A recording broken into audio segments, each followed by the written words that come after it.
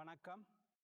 இன்று வடக்கு மாகாண கடற்றொழிலாளர் இணையத்தின் ஏற்பாட்டிலே வடமாகாணத்திலே கடற்றொழிலாளர்கள் சமகாலத்திலே எதிர்கொள்கின்ற பிரச்சினை தொடர்பாகவும், வடக்கு மாகாணம் கிளிநொச்சி, முல்லைத்தீவு, மன்னார் உட்பட்ட பகுதிகளிலே கடற்றொழிலாளர்கள் தொடர்ந்து எதிர்நோக்குகின்ற பிரச்சினைகள் தீர்வின்றி தொடர்கிறது அல்லது முறையற்ற சட்டவிரோதமான தொழில்கள் இன்று வரைக்கும் கட்டுப்படுத்தப்படவில்லை.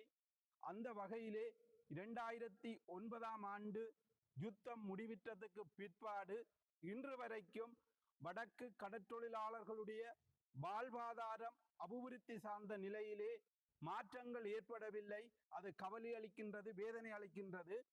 2009ஆம் ஆண்டு இலங்கை அரசாங்கமும் உலக நாடுகளும் சேர்ந்து ஒரு ஆயுத யுத்தத்தை மௌனித்தார்கள் திட்டமிட்டு.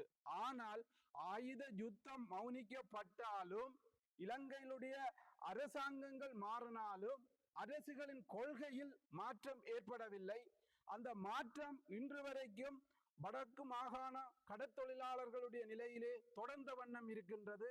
அதற்கு உதாரணமாக சொல்ல போனால், யுத்தத்தின் பாதிப்பில் இருந்து எங்களை மீட்டதாக அரசாங்கம் உட்பட, ஐநா உட்பட சர்வதேச நாடுகள் கூறி வந்தாலும் எங்களுடைய கடற்றொழில் அபிவிருத்தியிலே பின்தங்கிய நிலையிலே தான் நாங்கள் நிற்கின்றோம். இலங்கையிலுடைய வடக்கு கிழக்கு மாகாணங்களை தவிர்ந்த ஏனைய மாகாணங்களிலே நடைபெறுகின்ற தொழில் முறையிலே மிகப்பெரிய முன்னேற்றமும் அபிவிருத்தியும் கொண்டு வரப்பட்டிருக்கின்றது.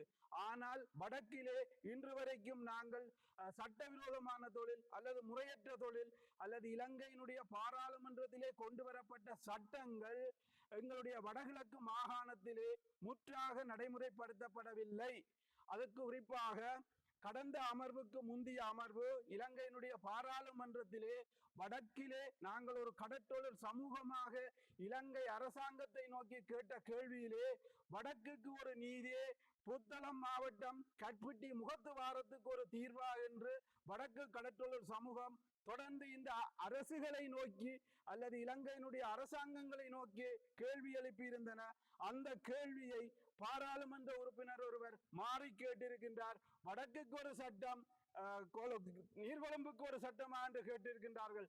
ஆனால் பாராளுமன்றத்திலே ஒரு சட்டம் ஒரு நீதி என்று சொல்கின்ற அரசாங்கங்களும் அரசுகளும் ஏன் இந்த நிலைப்பாட்டை கொண்டிருக்கின்றார்கள்? ஆனால் வடக்கிலே யுத்தம் முடிந்து பல அபிவிருத்தியை செய்தோம், பல முன்னேற்றங்களை செய்தோம் என்று கூறுகின்ற மஹிந்தா, ரணில், மைத்ரிபால சிறிசேன மற்றும் இன்றைய அனுரகுமார திசாநாயக்கா வரையான இந்த ஜனாதிபதிகள் ஆட்சி காலத்திலே வடக்கு கடற்றொழிலாளர்கள் எந்தவித முன்னேற்றத்தையும் அபிவிருத்தியையும் ஏற்படுத்தவில்லை. ஆனால் அரசாங்கங்கள் மாறிக்கொண்டு வருகிறது. அரசாங்க கொள்கையிலே எந்த மாற்றமும் இல்லை.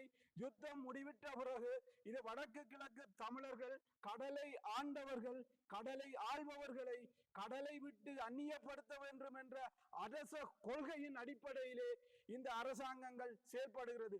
அதிலும் குறிப்பாக தமிழர்களுடைய கலை, கலாச்சார, சமூக விடயங்களிலே அல்லது கடற்றொழிலாளர்கள் விடயங்களிலே எந்த மாற்றமும் ஏற்படவில்லை. வெளிநாடுகளும் சரி, ஐநாவும் சரி, IMFம் சரி வடக்குக்கு வரும்போது யுத்தத்துக்கு முன்பு இந்த வடக்கு கடற்றொழிலாளர்கள் எப்படி சிறப்பாக இந்த கடலிலே உழைத்து சுதந்திரமாக வாழ்ந்தார்களோ, கடலையும் கடல் சூழலையும் பாதுகாத்து எங்களுடைய எதிர்கால சந்ததியினருக்கு கடலை கையளிக்க வேண்டும் என்ற உறுதியான நிலைப்பாட்டோடு இருந்த சமூகம் இன்று இந்த இலங்கையை ஆண்ட அரசுகளால் பிரிக்கப்பட்டு நாங்கள் ஒரு சமூகமாக ஒற்றுமையாக வாழ்ந்த வடகிழக்கிலே இன்று பல திசைகளாக அரசியலுக்காக தமிழரை பிரித்து இந்த வடக்கு கிழக்கு கடல் மீது சர்வதேச நாடுகளும் வெளிநாடுகளும் அல்லது இலங்கை அரசின் கொள்கையோடு எங்களை அழிக்க நினைக்கின்றார்கள். நாங்கள் ஏன் கூறுகின்றோம் என்றால், யுத்தம் முடிந்ததுக்கு பிற்பாடு ஒரு மயிலிட்டி துறைமுகம் மட்டும்தான் அபிவிருத்தி செய்யப்பட்டிருக்கின்றது. அதற்கு பிற்பாடு மேலதிகமாக எந்த அபிவிருத்தியும் செய்யப்படவில்லை. யுத்தம் முடிந்து 2009 ஆண்டு வடக்கு கடற்றொழிலாளர்கள் வந்து OFR கண்ணாடி இளைஞர் படகிலே தொழிலில் ஈடுபட்டார்கள். இன்று வரைக்கும் அந்த கண்ணாடி இளைஞர் படகிலே தான் நாங்கள் வடக்கு கடற்தொழிலாளர்கள் தொழிலிலே ஈடுபட்டு கொண்டிருக்கின்றோம். எந்த மாற்றமும் எந்த அபிவிருத்தியும் இந்த அரசாங்கங்களால் கொண்டு வரப்படவில்லை. இது உண்மையிலே வேதனை அளிக்கின்ற விஷயம். இனிவரும் காலங்களிலாவது எங்களுடைய யாழ்ப்பாண பல்கலைக்கழகத்தின் துறை சார்ந்த புத்திஜீவிகள் அல்லது சமூக ஆர்வலர்கள் வடக்கு கடற்றொழிலாளரோடு கடற்றொழில் இணையத்தோடு இணைந்து அடுத்த 10 வருடங்களிலே வடக்கு கடற்றொழிலாளர்கள் எதை நோக்கி நகர வேண்டும், எங்களுடைய கடலை நாங்கள் எப்படி முகாமைத்துவம் செய்து அந்த கடலிலே மீன்பிடிக்க வேண்டும் என்ற அபிவிருத்தியை மக்கள் மத்தியிலே உருவாக்கி அதற்குரிய வழி செய்ய வேண்டும் என்று இந்த புத்திஜீவிகளையும் சமூக செயற்பாட்டாளரையும் அல்லது இந்த வடக்கு கிழக்கு தமிழர் தாயகம் என்று கூறிக்கொண்டிருப்பவர்களை நாங்கள் கேட்கிறது. வடக்கு கிழக்கிலே தமிழர் தாயகத்திலே கடலும் தமிழர் தாயகத்துக்கு சொந்தமானது. அது நோக்கி ஒரு அபிவிருத்தியை யாழ் பல்கலைக்கழகத்திலே புதிதாக பதவியேற்றிருக்கும் துணைவேந்தர் ஐயா அவர்களையும் வேண்டுவது, மிகப்பெரிய பலமும் பொருளாதாரமும் கொண்ட கடலை நாங்கள் எப்படி முகாமைத்துவம் செய்ய வேண்டும், எப்படி அபிவிருத்தி செய்து அதில் எங்களுடைய சமூகத்தை தொழிலிலே ஈடுபட்டு கடலை நாங்கள் ஆண்டு எங்களுடைய வடகிழக்கு மாகாண அல்லது இலங்கை மக்களுக்கான புரதமான சத்தான கடல் உணவை வழங்குவதற்கு உரிய வழிமுறைகளை ஏற்பாடு செய்ய வேண்டும். ஏனென்றால் யுத்தம் முடிந்ததிலே இருந்து வடக்கு கடற்றொழிலாளர்களை இலங்கை அரசின் கொள்கை, அரசாங்கத்தின் கொள்கை அல்ல, அரசாங்கத்துக்கு மாறி மாறி வாரவர்கள் தொடர்ந்து ஏமாற்றப்பட்ட சமூகமாகத்தான் வடக்கு கடற்றொழில் சமூகம் இருக்கின்றது. அதிலும் குறிப்பாக இலங்கையில் இறுதியாக வந்து அல்லது மக்கள் ஆதரவை பெற்று அல்லது இந்த நாட்டை மாற்றுவர் என்று கூறப்பட்ட இலங்கையினுடைய ஜனாதிபதியாக இருக்கின்ற அனுரகுமார திசாநாயக்காவை 1.5 வருடங்களுக்கு மேலாக வடக்கு கடற்றொழிலாளர் இணையம் கடற்றொழிலாளர்கள் பிரச்சினை பற்றி பேச வேண்டும் என்று பகிரங்க அழைப்பை விடுத்து கூட செவிசாய்க்காத ஒரு அரசாங்கமாக இந்த அனுரகுமார திசாநாயக்காவுடைய அரசாங்கம் இருக்கின்றது. எங்களுக்கு கவலை அளிக்கிறது. நாங்கள் வன்முறை நோக்கி அல்லது போராட்டம் நோக்கி கொழும்பிலே வந்து அவருடைய அலுவலகத்துக்கு முன்னுக்குத்தான் போராட்டம் செய்தால் தான் நீங்கள் இந்த மக்களுடைய குரலை கருத்துக்களை கேட்பீர்களா என்று மீண்டும் ஒரு முறை இலங்கையினுடைய ஜனாதிபதி அனுரகுமார திசாநாயக்காவை கேட்கின்றோம். நாங்கள் இலங்கையிலே இறமையுள்ள நாட்டு மக்கள், நீங்கள் இலங்கை ஜனாதிபதி என்ற ரீதியிலே தான் உரிமையோடு உங்களை சந்திக்க நாங்கள் ஒரு சமூகமாக மன்னார் கிளிநொச்சி முல்லைத்தீவு சமூகம் தொடர்ந்து வலியுறுத்தி வருகின்றோம். ஆனால் நீங்கள் செவிதாய்த்த பாடம் இல்லை. அல்லது வடக்கு வேற மாகாணமா அல்லது கிழக்கு வேற மாகாணமா என்ற நிலையை ஜனாதிபதி தெளிவுபடுத்த வேண்டும். குறிப்பாக ஜனாதிபதி அனுரகுமார திசாநாயக்கா அவர்கள் இந்த ரிப்தா புயலுக்கு பிற்பாடு மன்னார் மாவட்டத்திற்கு வருகை என்ற போது மன்னார் மாவட்ட கடற்றொழிலாளர்களுக்கு நிவாரணம் வழங்க வேண்டும் என்று மன்னார் மாவட்ட செயலகத்திலே வைத்து உத்தரவு பிறப்பித்து சென்றிருக்கின்றார். அந்த உத்தரவு இன்று வரைக்கும் உத்தரவாகத்தான் இருக்கின்றது. நாங்கள் புயல் மழை காற்று எந்த தாக்கம் வந்தாலும் எங்களுக்கு எந்த உதவிகளும் இந்த இலங்கையில் எந்த அபிவிருத்தியும் இல்லை.